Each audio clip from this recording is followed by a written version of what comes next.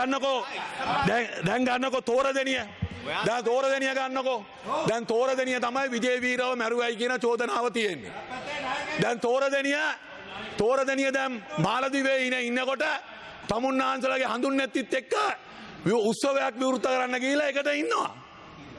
තෝරදෙනිය major general දැන් එයා ඉන්නවා. එතකොට විජේවීරගේ තමුන්නාන්සලගේ නායකතුමාගේ ළඟින් හිටියා තමුන්නාන්සලගේ නායකතුමාගේ ගෙදර වැඩ කරන්න පක්ෂයේ පූර්ණ කාලීන සහෝදරියෙක්. කවුද එයාගේ නම? එයාගේ නම තමයි කරුණක්කා. කරුණක්කා තමයි විජේවීර තමුන්නාන්සලගේ නායකතුමාගේ ළමයි ටික බලාගත්තේ.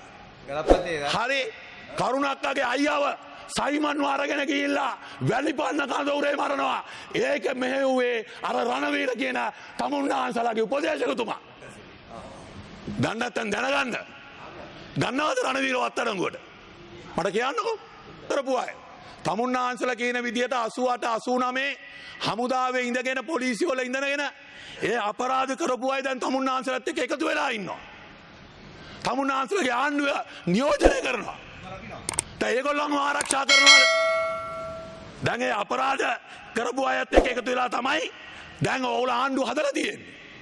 ඒගොල්ලන්ගේ සහයෝගය ලැබිලා තියෙනවා. දැන් යාළුවට දෙන දඬුවම කියන්නේ